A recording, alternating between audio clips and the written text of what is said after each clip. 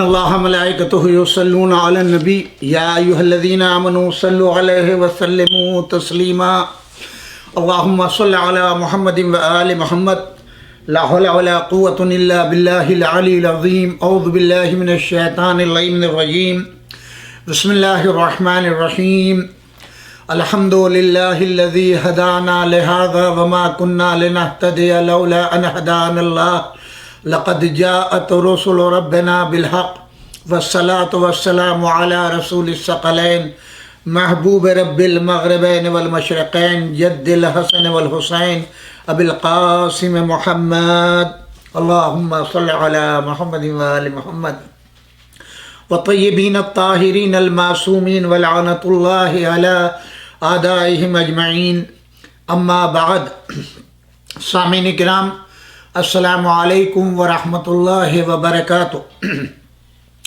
آج الحمدللہ ماہ رمضان المبارک کی 12ویں تاریخ کی مبارکباد آپ کی خدمت میں پیش کرنے کا شرف حاصل کر رہے ہیں۔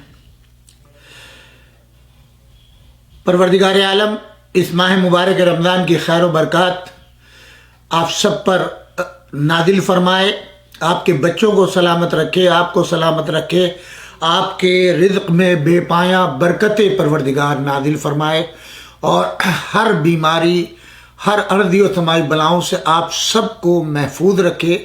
بحق امام زمان علیہ الصلوۃ والسلام خیر و عافیت کے ساتھ، صحت و سلام کے ساتھ آپ کو ماہ رمضان کے روزے رکھنے کی توفیق عطا فرمائے اور زیادہ سے زیادہ تلاوت کلام پاک اور عدیہ اور نماز تہجد کی توفیق عطا فرمائے۔ پروردگار عالم آپ کی دعاؤں کو، رکوع و سجود کو، عبادات کو، تلاوت کو شرف قبولیت عطا فرمائے اور آپ سب کے مرحومین کو اعلیٰ علیین میں جگہ عنایت فرمائے۔ ربنا تقبل منا انک انت السمیع العلیم۔ جیسا کہ ہم آپ کی خدمت میں عرض کرتے ہیں، IMI ایک بہترین ادارہ ہے نیو جرسی میں جو ایک عرصہ دراز سے آپ کی خدمت کر رہا ہے، ہماری نوجوان نسل کو تیار کر رہا ہے، ڈاکٹروں کے لیے معاون بن رہا ہے، ہر ممکن کوشش کر رہا ہے۔ ان کے پروجیکٹس افریقہ، انڈیا، پاکستان، امریکہ کے اندر چل رہے ہیں۔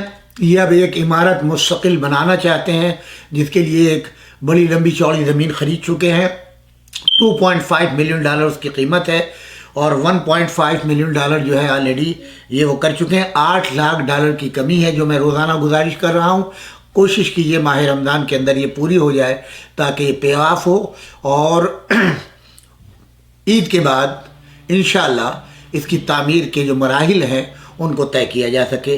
یہ اس کے سربراہ ہیں ڈاکٹر وزیر رضوی اور ان کے معاون خصوصی ڈاکٹر رضا جواد ہیں جن کا فون نمبر ہے 6094819267 6094819267 اور ہمارے پروگرام کے آخر میں اس کی ایک ویڈیو کلپ مختصر سی ہم دکھاتے ہیں، آپ اس کو ملاحظہ فرمائیں، ان کی ویب سائٹ پر جائیں، ایڈریس لیں اور جو بھی ممکن آپ سے ہو زیادہ سے زیادہ اپنے بچوں کے لیے، اپنی نئی نسل کے لیے، اپنی قوم کے لیے مددگار ہوں گے۔ اللہ اس کی آپ کو جزا دے گا، امام زمانہ اس کو قبول فرمائیں گے۔ اب آ جاتے ہیں ہم اصل مقصد پر۔ ہمارا یہ پروگرام جو ان 26 آیت کے سلسلے میں چل رہا ہے، جو ایک بندے نے جو اپنے کو مومن کہتا ہے، شیعہ کہتا ہے، رضوی کہتا ہے، اس نے سپریم کورٹ میں انڈیا کے چیلنج کیا کہ 26 آیات قرآن کا جز نہیں ہے بلکہ بعد وفات پیغمبر یہ خلیفہ اول اور خلیفہ دوم نے اپنی مرضی سے ان کو ایڈ کر دیا، جس سے آج کے مسلمان گمراہ ہوتے ہیں اور وہ دہشت گرد بنتے ہیں۔ مدارس دینیہ میں ان کی تعلیم دی جاتی ہے۔ ہم برابر آپ کو یہ بتلا رہے ہیں جو قرآن نازل ہوا جبرائیل امین لے کر کے آئے، اس لیے ان کا نام امین ہے کہ اللہ کی امانتیں وہ رسول اللہ صلی اللہ علیہ وآلہ وسلم پر لاتے تھے اور رسول اللہ ویسی بیان ہی امت کے حوالے فرماتے تھے اور امام علی علیہ الصلوۃ والسلام کو یاد کراتے تھے۔ پھر قرآن مجید ایک ہی وقت کے اندر شب قدر میں لوح محفوظ پر لکھا گیا، جس کی تلاوت متفقہ طور کے اوپر یہ ثابت ہے کہ امام علی ابن ابی طالب علیہ السلام نے پیدا ہونے کے بعد 3 دن کی عمر میں رسول اللہ کے ہاتھوں پر آ کر کے مکمل تلاوت کی۔ اب یہ سورہ جو چل رہا ہے ہمارا سورہ توبہ، اس کے تو اصل مبلغی امام علی علیہ السلام ہے۔ اس سورے کی تلاوت کرنے کے لیے، اس سورے کو پہنچانے کے لیے جو ذمہ داری دی گئی تھی وہ امام علی ابن ابی طالب علیہ السلام کو دی گئی تھی۔ ہم جب اس کا مقدمہ پیش کریں گے تو اس میں آپ کی خدمت میں عرض کریں گے تھوڑا سا تاریخی جائزہ جو ہم مقدمے کے طور پہ اس وقت کے حالات کا تذکرہ کرتے ہیں کہ جب قرآن نازل ہوا تھا۔ تو ہم اس سلسلے میں یہ آپ کی خدمت میں عرض کرنا چاہتے ہیں کہ جب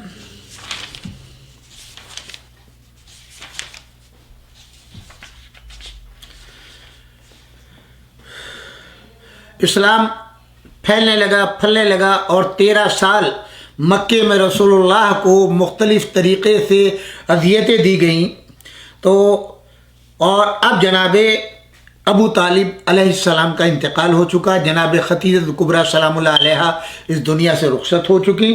اب یہ وہ عالم ہے، علامہ طبرسی رحمۃ اللہ علیہ جو ہمارے بہت بڑے عالم ہیں، وہ اعلام الورا میں اپنی جو احادیث اہل بیت کے ترجمان ہیں، مفسر قرآن علی ابراہیم، یہ بہت بڑے مفسر ہیں تعلیمات آل محمد کے اور قرآن مجید کے، جنہوں نے اہل بیت اطہار علیہ السلام سے روایات لی ہیں۔ ان کا حوالہ دے کر اس واقعے کا پس منظر بڑی مکمل تفصیل اور تشریح کے ساتھ درک کیا ہے۔ وہ یہ ہے کہ اوس و خزرج میں یہ دو قبیلے تھے مدینے کے، ایک قبیلہ اوس اور ایک قبیلہ خزرج، یہ ان دونوں میں ایک مدت دراز سے ایسی جنگ تھی رات دن کہ کسی وقت یہ لوگ جسم سے ہتھیار نہیں اتارتے تھے، چنانچہ آخری مارکہ ان میں جو ہوا تھا وہ بغاس کا تھا، بغاس نام کا تھا، جس میں اوس اور خزرج کے مقابلے میں اوس قبیلہ خزرج کے مقابلے میں فتح یاب رہے۔ اسعد ابن زرارہ اور ذکوان ابن قیس یہ دونوں خزرج میں سے تھے، اور یہ دونوں ماہ رجب کے عمرے میں مکہ گئے تھے۔ یہ آپ کو بتاتا چلوں، ماہ رجب، شعبان اور رمضان میں یہ اسپیشل خصوصی عمرے ہوتے ہیں جس کی فضیلت بہت زیادہ ہے، اسی لیے اس میں رش بھی بہت زیادہ ہوتا ہے۔ جیسے حج میں رش ہوتا ہے، اسی طریقے سے ماہ رمضان کے عمرے میں یہ رجب سے شروع ہوتا ہے، رجب، شعبان، رمضان، اور اس کے بعد میں پھر حج کا سلسلہ شروع ہوتا ہے۔ تو یہ عمرے میں عمرہ کرنے کے لیے مکے گئے تاکہ اہل مکہ کو قبیلہ اوس کے خلاف ان کو حلیف بنائیں۔ اسد ابن زرارہ اور عتبہ ابن ربیعہ میں پرانی دوستی تھی، اس لیے اسد نے عتبہ کے یہاں قیام کیا اور اپنا مطلب بیان کیا۔ عتبہ میں بتا چکا ہوں پہلے کہ یہ ہندہ کے باپ تھے، ابو سفیان کے سسر تھے، امیر معاویہ کا نانا تھا۔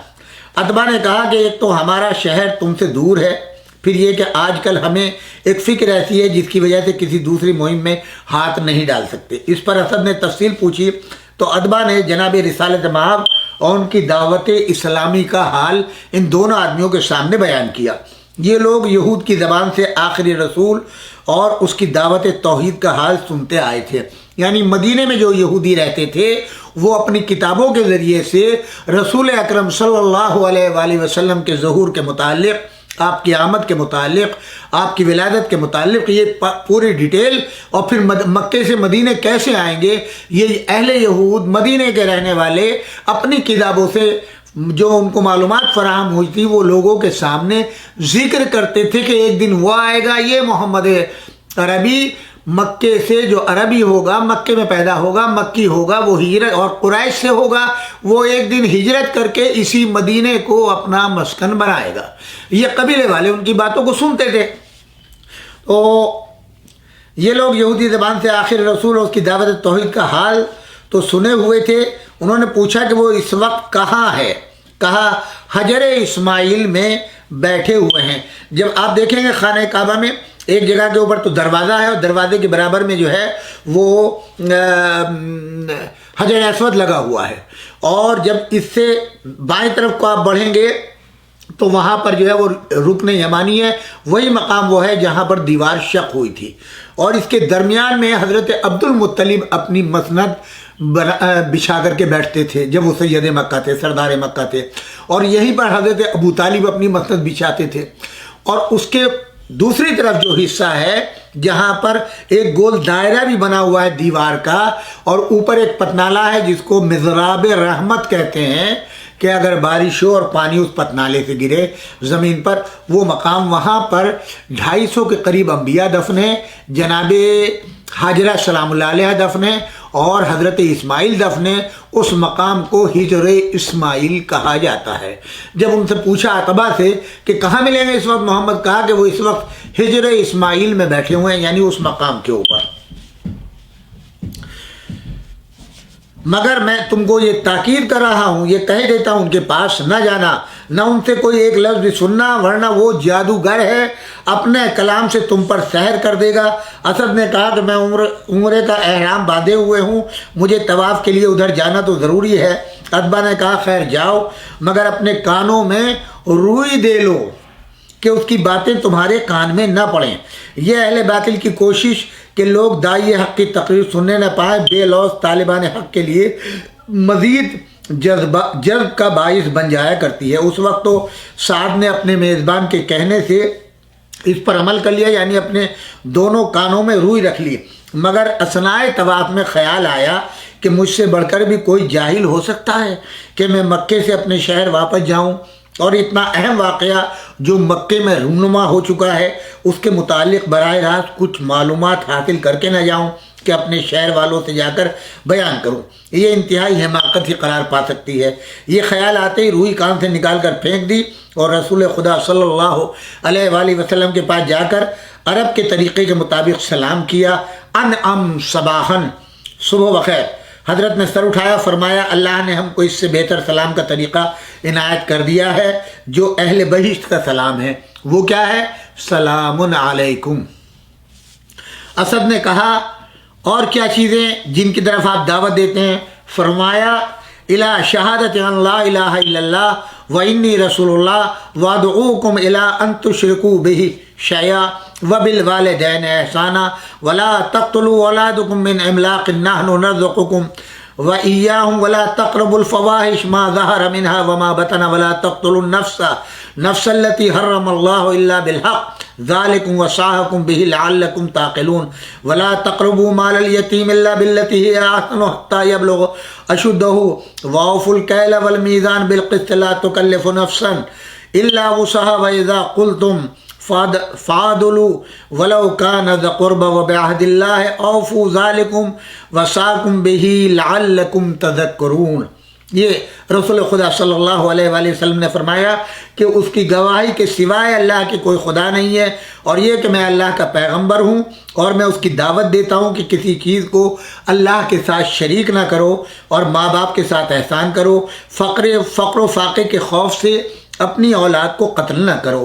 پروردگار کا ارشاد ہے کہ ہم تمہیں اور انہیں رزق پہنچانے والے ہیں، اور فحش کاموں سے کے پاس نہ پھٹکو، چاہے وہ کھلم کھلا ہو اور چاہے خفیہ، اور کسی بے گناہ کو قتل نہ کرو۔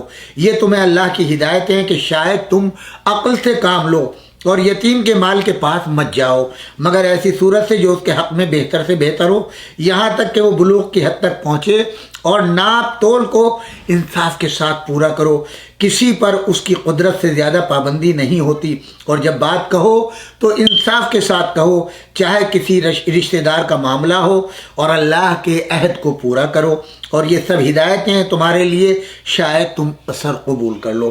آپ کی تقریر آگے بڑھ رہی تھی، سننے والے کے دل و دماغ کے ایک ایک گوشے میں روشنی پیدا ہو رہی تھی، یہاں تک کہ ادھر آپ نے سلسلہ تقریر ختم کیا اور ادھر بلا توقف وہ کہنے لگا اشہد ان لا الہ الا اللہ وانک رسول اللہ، میں گواہی دیتا ہوں کہ بے شک اللہ کے سوا کوئی خدا نہیں اور آپ اللہ کے پیغمبر ہیں۔ اسد نے کہا یا رسول اللہ، میں یثرب کے قبیلہ خزرج سے ہوں، اور ہمارے درمیان اور ہمارے قبیلے اوس والے بھائیوں کے درمیان تعلقات برادری منقطع ہیں، اگر آپ کی وجہ سے یہ تعلقات استوار ہو جائیں تو پھر آپ سے بڑھ کر ہمارے نزدیک کوئی نہیں ہو سکتا۔ یا رسول اللہ، ہم یہودیوں سے آپ کے آنے کی خبر سنتے رہے ہیں اور وہ ہمیں بتا چکے ہیں کہ آپ ظاہر ہوں گے اور ایک وقت میں آپ مدینے تشریف لائیں گے اور اسے اپنا وطن قرار دیں گے۔ خدا کا شکر ہے کہ اس نے مجھے آپ تک پہنچا دیا، اور میں تو قبیلہ اوس کے خلاف رؤسائے قریش کو حلیف بنانے کے لیے آیا تھا، اب اگر آپ کی وجہ سے جنگ ہی ختم ہو جائے تو اس سے بڑھ کر کیا ہے۔ اس گفتگو کے بعد اسد رخصت ہوئے اور انہوں نے جا کر اپنے دوسرے ساتھی ذکوان کو بتایا کہ وہ آخری رسول ہیں جن کے متعلق علماء یہود ہمیں اطلاع دیا کرتے تھے، ان کے اوصاف بیان کرتے تھے، چلو تم بھی اسلام قبول کرو۔ چنانچہ ذکوان نے بھی آ کر اسلام قبول کیا اور پھر ان دونوں نے یثرب جا کر اسلام کی تبلیغ کی، جس کے قبول کرنے کی بہت سے نیک نفوس نے سعادت حاصل کری۔ اعلام الورا لیکن اکثر مورخین اس پہلی جماعت کو جس کے ذریعے سے مدینے میں اسلام پہنچا یہ 6 افراد پر مشتمل بتاتے ہیں۔ انشاءاللہ اس تاریخ کا بقیہ حصہ روزانہ تھوڑا تھوڑا ہم آپ کی خدمت میں، یہ ہم نے ایک مختصر سا خاکہ آپ کی خدمت میں پیش کیا ہے، اور باقاعدہ قرآن میں اس کے حوالے جات ہیں کہ تم لوگ آپس میں جہالت کی وجہ سے کیسے جنگ و جدل کرتے تھے، اور میرے اس نبی کی وجہ سے تمہارے خون خرابے ختم ہو گئے، جنگیں ختم ہو گئی، تم میں صلح و برادری قائم ہو گئی، بھائی برادران تعلقات استوار ہو گئے ہمارے اس نبی کی وجہ سے، کیونکہ اس کو ہم نے تمہارے لیے رحمت بنا کر بھیجا ہے۔ اب ہم اپنے اس مقدمے کی طرف آتے ہیں جو سورہ براءت، اس کے ہم نے کل آپ کی نام وغیرہ آپ کی خدمت میں جو ہے کل وہ بتلائے ہیں اور آپ کو حقیقت بیان کی ہے اس مقدمے کی۔ تو یہاں پر ایک خاص بات یہ ہے، میں نے کل آپ کو ایک حوالہ دیا تھا کہ حج کا کاروان تیار ہوا اور اس کاروان کا سربراہ جو ہے وہ حضرت ابو بکر کو بنا کر کے بھیجا گیا، ان کی معیت میں یہ قافلہ چلا کہ سورہ براءت جو ہے وہ دے دیا گیا کہ بھئی آپ جائیں حج پہ اور یہ جا کر کے سورہ سنا دیجیے گا۔ سورہ حضرت ابو بکر کو دے دیا گیا، قافلہ روانہ ہو گیا، اور اب اس میں مختلف تاریخوں کے اعتبار سے اختلاف بھی ہے کہ یہ قافلہ کہاں کہاں پہنچا اور امام علی علیہ السلام کیسے وہاں پہنچے، کس طریقے سے بھیجا گیا۔ حضرت علی خود نہیں گئے بلکہ اللہ نے وحی کی،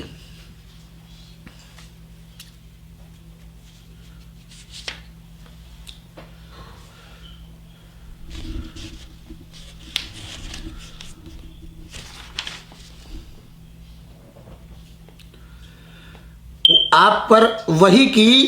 یہاں پر ہم یہ حوالہ دے رہے ہیں، اس بات پر تمام مورخین کا اتفاق ہے کہ جب یہ صورت ابتدائی آیات کے ساتھ نازل ہوئی اور اس میں ان معاہدوں کو لغو قرار دیا گیا جو مشرکین نے رسول اللہ صلی اللہ علیہ وآلہ وسلم سے کر رکھے تھے، تو پیغمبر اسلام نے اس فرمان کی تبلیغ کے لیے، کیونکہ یہ لوگ بار بار معاہدہ کرتے تھے اور معاہدے کی خلاف ورزی کرتے تھے، اس معاہدے کو توڑتے تھے، بار بار مسلمانوں کو قتل کرتے تھے، جو قافلے آتے تھے ان کے لیڈروں کو قتل کرتے تھے، رسول اللہ اگر کوئی پیغام بھجواتے تھے تو اس سفیر کو قتل کر دیتے تھے، اور یہ صورتحال تھی۔ وہ ان کے نزدیک معاہدے کی کوئی حیثیت نہیں تھی، اس بنا کے اوپر یہ سورہ براءت نازل ہوا اور حضرت ابو بکر کو دے کے قافلے کا سالار بنا کر کے حج کے موقع پر مکے کے لیے روانہ کر دیا کہ وہ عوام کے سامنے جا کر کے یہ سنا دیں۔ ممکن تھا وہ جاتے اور جیسے آج تلاوت کرتے ہیں ہم، قاری قرات کرتا ہے، آیتیں سر سے گزر جاتی ہیں، ہمیں پتہ ہی نہیں چلتا، وہ بھی جاتے سورہ قرآن کا تلاوت کر دیتے، بات ختم ہو جاتی۔ بعد ازاں یہ سورہ آپ نے ان سے لے کر حضرت علی کو دے دیا اور حضرت علی اس تبلیغ پر مامور ہوئے، انہوں نے مراسم حج میں تمام لوگوں کے سامنے اس کی تبلیغ کی سنایا۔ اس واقعے کی اگرچہ مختلف جزیات ہیں، شاخیں بیان کی گئی ہیں، مگر ذیل میں چند نکات کی طرف جو ہے ہم آپ کی توجہ دلاتے ہیں۔ سب سے پہلے امام احمد ابن حنبل جو اہل سنت کے مشہور عالم ہیں، ان کی کتاب ہے مسند احمد ابن حنبل، اس میں ابن عباس سے نقل ہوا کہ رسول اللہ نے فلاں شخص یعنی ابو بکر مراد ہیں کو بھیجا اور انہیں سورہ توبہ دی تاکہ حج کے موقع پر وہ اسے لوگوں تک پہنچائے، اور پھر علی علیہ السلام کو پیچھے بھیجا کہ وہ اس سے سورہ لے لیں، اور فرمایا لا یذهب بها الا رجل منی وانا منہ۔ یہ اللہ کا حکم آیا، اے میرے نبی یہ کام اتنا آسان نہیں ہے، آپ سورہ برات کو مکے یا خود جا کر کے پہنچائیں تبلیغ کریں وہاں پر، یا اس کو پہنچائیں جو آپ کے اہل سے ہو. یعنی حضرت ابوبکر اس کے اہل نہیں ہیں. تو ایسی صورت آتی ہے کہ مقصد بھی ہو گیا پورا، ہمارا کوئی نقصان بھی نہیں ہوا، اور ہمارا اس لسٹ میں نام آ گیا کہ ہم نے پیغام پہنچا دیا. لہذا حالات کا جائزہ لے کر کے اللہ نے رسول اللہ کو پابند کیا. یا یہ پیغام اتنا معمولی پیغام نہیں ہے، عام آیت نہیں ہے، عام سورہ نہیں ہے. وہ مشرکین مکہ ہے، وہ بار بار مخالفت کر چکے ہیں، معاہدہ توڑ چکے ہیں، آپ کے سفیروں کو قتل کر چکے ہیں، آپ کو ستا چکے ہیں. ان کے ساتھ کوئی رعایت نہیں ہوگی، یا آپ جائیں یا وہ جائے جو آپ کا اہل ہو. لہذا آپ نے حضرت علی علیہ السلام کو کہا کہ آپ فوری جائیں. قافلہ جا چکا، اور ایک منزل کے اوپر حضرت علی پہنچے اور آپ نے فرمایا کہ رسول اللہ نے مجھے بھیجا ہے، وہ پیغام آپ مجھے دے دیجیے. تو اب یہاں پر مختلف روایتیں جو میں آپ کی خدمت میں نقل کروں گا. کہا کہ رسول اللہ کو حکم الہی آیا ہے، یا وہ خود تبلیغ کرنے جائیں یا جو ان کے اہل ہو، جو ان کے قریب ترین ان کے اہل سے ہو، اور وہ میں ہوں. رسول اللہ نے بحکم وحی مجھے بھیجا ہے کہ اس سورے کی تبلیغ میں کروں گا.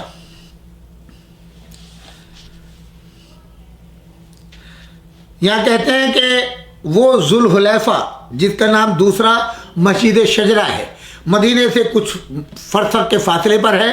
آج وہیں سے احرام باندھا جاتا ہے، یہ مکے کا راستہ ہے.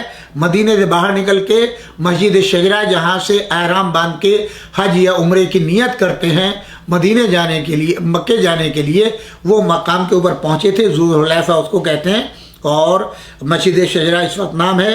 وہاں پر آپ نے پہنچ کے فرمایا لا یبلغها الا انا او رجل من اہل بیتی فبعث بها مع علی. نے اس سورہ کا ابلاغ سوائے میرے یا اس شخص کے جو میرے اہل بیت میں سے ہے کوئی نہیں کر سکتا. پھر آپ نے وہ سورہ علی ابن ابی طالب علیہ السلام کو دے دیا. مسند ابن احمد حنبل جلد نمبر 3 صفحہ نمبر 212. ایک دوسری روایت ہے اس کتاب میں اور سند کے ساتھ کہ حضرت علی سے منقول ہے جب رسول اللہ نے سورہ برات ان کے ساتھ بھیجی تو آپ نے عرض کیا میں خطیب نہیں ہوں. رسول اللہ نے فرمایا اس کے بغیر چارہ نہیں کہ میں اسے لے کر جاؤں یا تم. حضرت علی نے کہا جب معاملہ اس طرح ہے تو پھر میں لے کر جاتا ہوں. اس پر رسول اللہ نے فرمایا انطلق فإن اللہ یثبت لسانک ویہدی قلبک.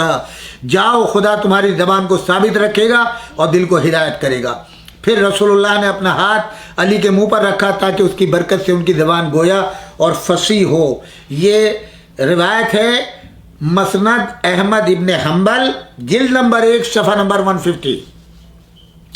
خصائص نسائی، یہ امام نسائی کی ہے، جس میں کہتے ہیں کہ اہل سنت کے مشہور امام نسائی اپنی کتاب خصائص میں زید ابن صبی سے ایک روایت نقل کرتے ہیں جو حضرت علی علیہ السلام کے حوالے سے بیان کرتے ہیں کہ رسول اللہ نے سورہ برات ابو بکر کے ساتھ اہل مکہ کی طرف بھیجی.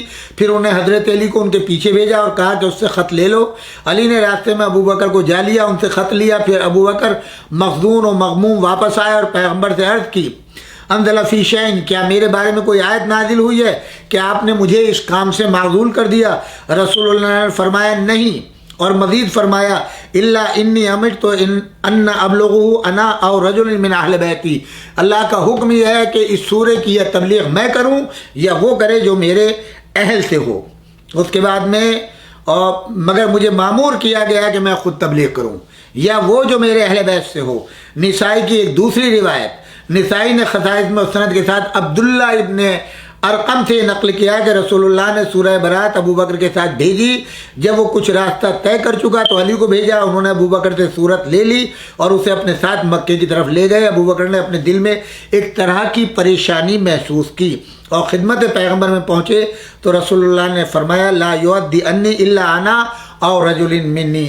ابن کثیر کی روایت مشہور عالم ربانی ابن کثیر تفسیر میں اپنی تفسیر کبیر احمد ابن حنبل سے اور وہ حنش سے اور وہ حضرت علی علیہ السلام سے روایت کرتے ہیں جس وقت سورہ برات کی 10 آیات رسول اللہ پر نازل ہوئی تو آپ نے ابو بکر کو بلایا اور انہیں ان آیات کی تلاوت کے لیے اہل مکہ کی طرف بھیجا. پھر آپ نے کسی کو بھیج کر مجھے بلوایا، فرمایا ابو بکر کے پیچھے جاؤ اور جہاں کہیں ان سے جا ملو ان سے خط لے لو۔ ابو بکر پیغمبر کی خدمت میں پلٹ آئے، پوچھا کیا میرے بارے میں کوئی چیز نازل ہوئی ہے؟ پیغمبر نے فرمایا نہیں، ولیکن جبرائیل جاءنی فقال لن یؤدی الا انت اور رجل منک، لیکن جبرائیل میرے پاس آئے ہیں اور انہوں نے کہا کہ یہ ذمہ داری آپ یا وہ مرد جو آپ سے ہے کے علاوہ کوئی اور ادا نہیں کر سکتا۔ تفسیر ابن کثیر جلد نمبر 2 صفحہ 322۔ اب ظاہر ہے کہ دامن وقت میں اتنی گنجائش نہیں ہے، انشاءاللہ اس کا بقیہ حصہ جو ہے میں آپ کی خدمت میں نقل کروں گا۔ اب میں اپنے اصل مقصد پر آ رہا ہوں۔ آج سورہ توبہ کی آیت نمبر 14 کے اوپر ہماری آپ کی گفتگو ہوگی، اور یہ آیت ہے سورہ توبہ کی آیت نمبر 14۔ بسم اللہ الرحمن الرحیم۔ قاتلوہم یعذبہم اللہ بایدیکم ویخزیہم وینصرکم علیہم ویشف صدور قوم مومنین۔ فرماتے ہیں ان سے جنگ کرو کہ خدا انہیں تمہارے ہاتھوں سزا دینا چاہتا ہے، انہیں رسوا کرے گا اور مومنین کے گروہ کے سینے کو شفا بخشے گا، ان کے دل پر مرہم رکھے گا۔ اب میں نے بتایا چونکہ سورہ برات ہے، اس میں تو بسم اللہ بھی نہیں ہے، اور اس کے مبلغ خاص امام علی ابن ابی طالب ہیں، تو ہم تھوڑا سا شروع کا حصہ لیں گے۔ آیت نمبر 7 سے ہم شروع کریں گے۔ کیف یکون للمشرکین عہد عند اللہ وعند رسولہ الا الذین عاہدتم عند المسجد الحرام فما استقاموا لکم فاستقیموا لہم ان اللہ یحب المتقین۔ مشرکین کے لیے اللہ اور اس کے رسول کے ہاں کسی عہد و پیمان ہوگا جبکہ وہ بارہا اپنا معاہدہ توڑنے کے لیے تیار ہوئے ہیں، مگر وہ کہ جن کے ساتھ تم نے مسجد الحرام کے پاس معاہدہ کیا ہے، یہ وہ لوگ ہیں جنہوں نے اپنے معاہدے کو محترم سمجھا ہے۔ جب تک وہ تمہارے ساتھ وفادار رہیں تم بھی ان کے ساتھ وفادار رہو، کیونکہ خدا پرہیزگاروں کو دوست رکھتا ہے۔ نمبر 8 آیت۔ کیف وَإِن يَظْهَرُوا عَلَيْكُمْ لَا يَرْقُبُوا فِيكُمْ إِلَّا وَلَا ذِمَّةً یردونکم بافواہہم وتاب قلوبہم واکثرہم فاسقون۔ کس طرح ان کے معاہدے کی کوئی قدر و قیمت ہو، حالانکہ اگر وہ تم پر غالب آ جائے تو نہ تم سے رشتہ داری کا لحاظ کرتے ہیں، نہ عہد و پیمان کا خیال کرتے ہیں، اپنی زبان سے تو تمہیں خوش رکھتے ہیں لیکن ان کے دل انکار کرتے ہیں اور اس میں وہ اکثر نافرمان رہتے ہیں۔ اشتروا بآیات اللہ ثمنا قلیلا فصدوا عن سبیلہ انہم ساء ما کانوا یعملون۔ انہوں نے خدا کی آیات کو تھوڑی قیمت پر بیچ ڈالا اور لوگوں کو اس کی راہ سے منحرف کر دیا، وہ برے اعمال بجا لاتے تھے۔ لا یرقبون فی مؤمن الا ولا ذمتاً واولئک هم المعتدون۔ اور نہ صرف تمہارے بارے میں بلکہ ہر با ایمان شخص کے بارے میں وہ رشتہ داری اور عہد و پیمان کا لحاظ نہیں رکھتے اور وہ سب کے سب تجاوز کرنے والے ہیں۔ اب آپ سلسلے وار سنتے جائیے تاکہ ہم اس نتیجے کو نکال سکیں۔ فَإِن تَابُوا وَأَقَامُوا الصَّلَاةَ وَآتُوا الزَّكَاةَ فَإِخْوَانُكُمْ فِي الدِّينِ وَنُفَصِّلُ الْآيَاتِ لِقَوْمٍ يَعْلَمُونَ۔ اگر وہ توبہ کریں، نماز قائم کریں، زکوٰۃ ادا کریں تو تمہارے دینی بھائی ہیں، اور ہم اپنی آیات کی تشریح ایسے لوگوں کے لیے کرتے ہیں جو جانتے ہیں۔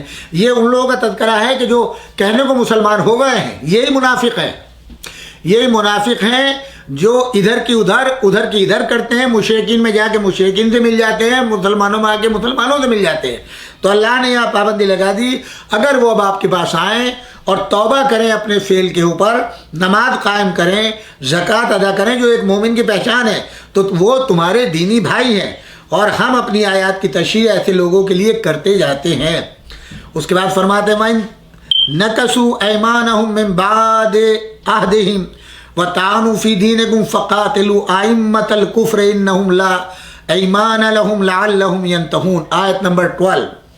اور اگر وہ معاہدے کے بعد اپنے عہد و پیمان کو توڑ دیں اور تمہارے دین پر طعن و طنز کریں تو ائمہ کفر سے جنگ کرو، اس لیے کہ ان کا کوئی عہد و پیمان نہیں، شاید وہ دست بردار ہو جائے اپنی حرکتوں سے۔ نمبر 13 آیت نمبر 13۔ وَيُذْهِبْ غَيْظَ قُلُوبِهِمْ وَيَتُوبُ اللَّهُ عَلَى مَن يَشَاءُ وَاللَّهُ عَلِيمٌ حَكِيمٌ۔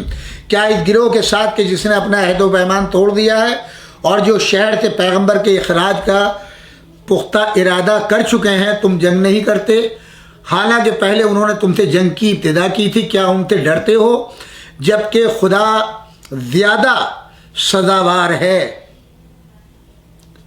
اس سے ڈرو کہ تم مومن ہو۔ اب یہاں پر آیت نمبر 14 ہو گئی، قاتلوہم یعذبہم اللہ بایدیکم ویخزہم وینصرکم علیہم ویشف صدور قوم مومنین۔ ان سے جنگ کرو کہ خدا انہیں تمہارے ہاتھوں سزا دینا چاہتا ہے۔ وہ کون لوگ ہیں؟ اب میں نے آیت نمبر 7 سے ایک سلسلہ آپ کو بیان کیا ہے اور بتلایا ہے، ان لوگوں سے جنگ کرنے کا حکم ہے کہ جنہوں نے معاہدہ کر لیا آپ سے، خانہ کعبہ کے پاس معاہدہ کرنے کے بعد محترم اس کو رکھا ہے، ان سے جنگ نہیں کرنی ہے، ان سے لڑائی نہیں کرنی ہے، ان سے صلح ہے جب تک وہ عہد کا احترام کریں۔ لیکن جن لوگوں نے عہد کو توڑ دیا اور بار بار توڑ رہے ہیں، بار بار انکار کر رہے ہیں، آپ پر حملہ کر رہے ہیں، آپ کے قتل کی سازشیں رچ رہے ہیں، اب اگر ان سے مقابلہ ہو جائے تو خبردار ہمت نہ ہاریے گا۔ اب آپ دیکھیے، مطلب جنگ کرنے کے لیے ان لوگوں کو کہا جا رہا ہے جو عہد کی پاسداری نہیں کرتے، جو خیانت کرتے ہیں، آپ کے قتل کے منصوبے بناتے ہیں، اگرچہ وہ مسلمان بھی ہو گئے مگر وہ منافق ہے، کیونکہ وہ آپ کے رازوں کو ان پر افشا کرتے ہیں۔ لہذا ان کے لیے کیا ہے کہ ان سے جنگ کرو، کہ قاتلوہم یعذبہم اللہ، کہ اللہ تمہارے ہاتھوں سے ان کو سزا دینا چاہتا ہے، ویخزہم، اور ان کو جو ہے وہ ذلیل و رسوا کرنا چاہتا ہے، وینصرکم علیہم، اور مومنین کے ایک گروہ کے سینے کو، ویشف صدور قوم مومنین، ان کے سینے کو ایک شفا بخشنے والا ہے، ویذہب غیظ قلوبہم ویتوب اللہ علی من یشاء واللہ علیم حکیم، اور ان کے دلوں کے غیظ و غضب کو لے جائے گا، اور خدا جس شخص کی چاہتا ہے اسے اہل سمجھتا ہے، توبہ قبول کر لیتا ہے۔ تو اب یہاں کے اوپر آپ دیکھیے، یعنی اگر آپ جنگ کرتے ہیں اور اب اس کے بعد وہ لوگ آپ سے مقابل میں آ کے توبہ کر لیں تو اللہ توبہ کا قبول کرنے والا ہے، آپ بھی ان کی توبہ کو قبول کر دیں، آپ بھی ان کو معاف کر دیں۔ یعنی اب یہ سب کا سب پوری ایک بیک گراؤنڈ بتائی گئی ہے۔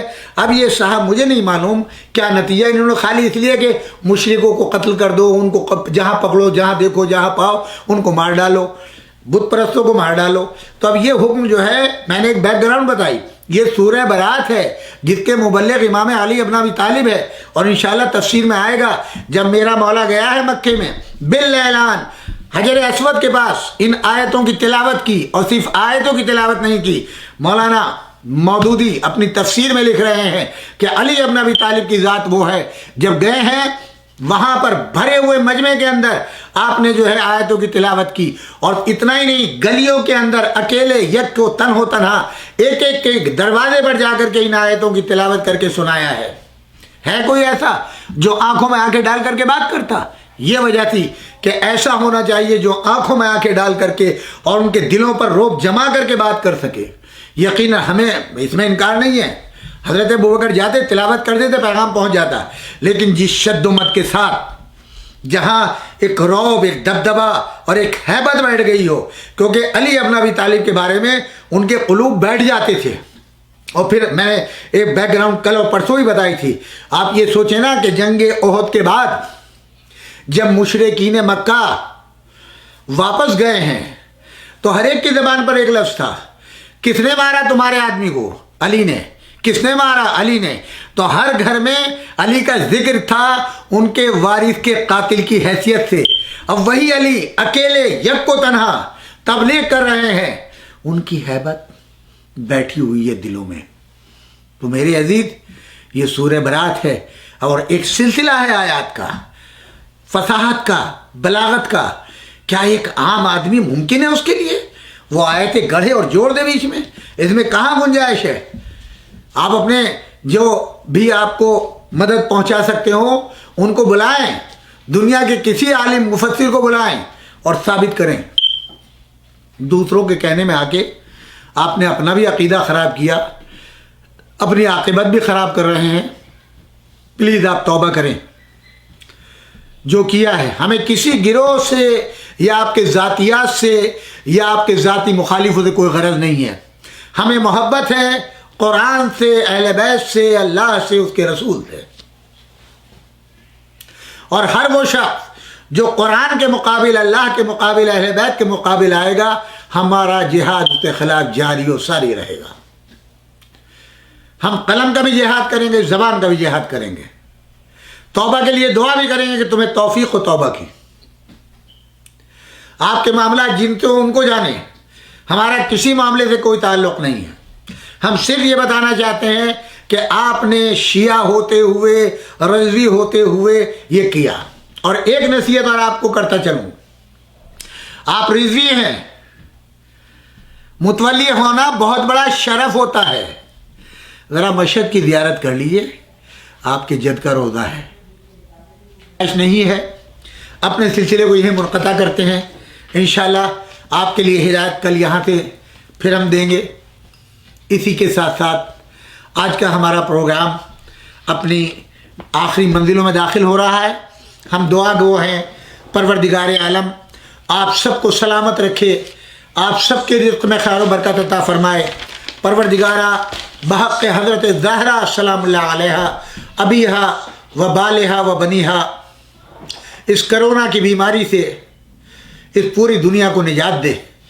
پروردگارہ تجھے حسنین علیہ السلام کا واسطہ، ان کی شہادت کا واسطہ،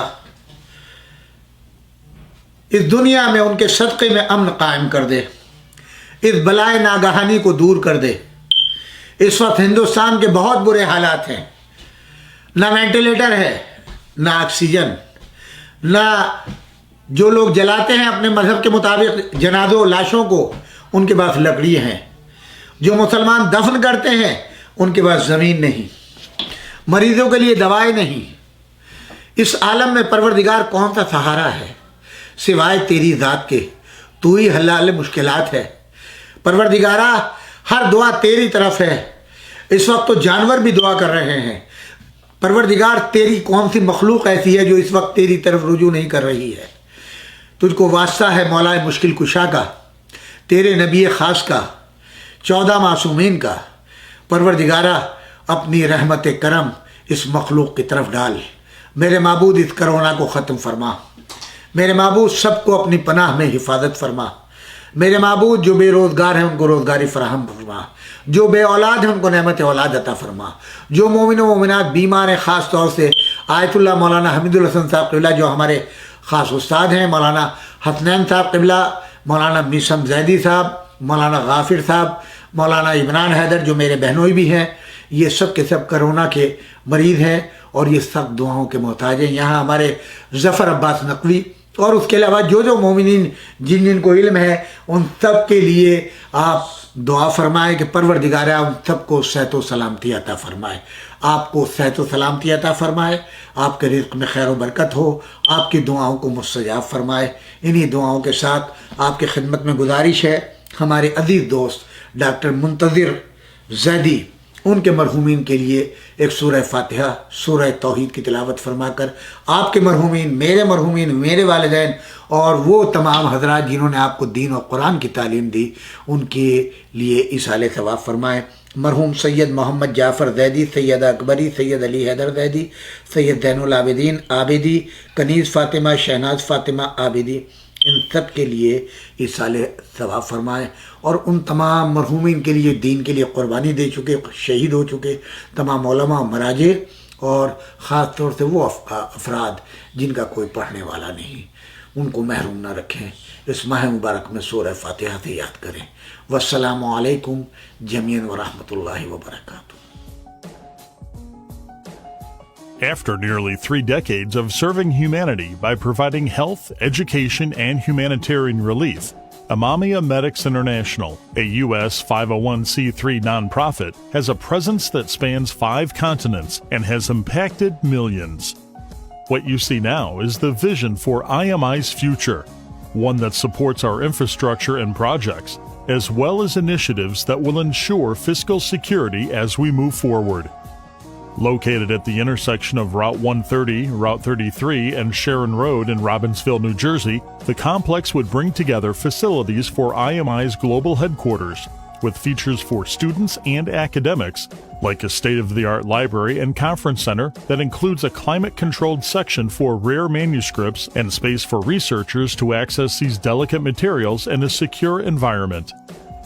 As a means to ensure IMI's self-sufficiency, the complex also includes 2 separate structures to lease as retail and office spaces on Route 130, as well as an inpatient rehab facility, skilled nursing facility, and an assisted living facility, fulfilling a critical need at this time.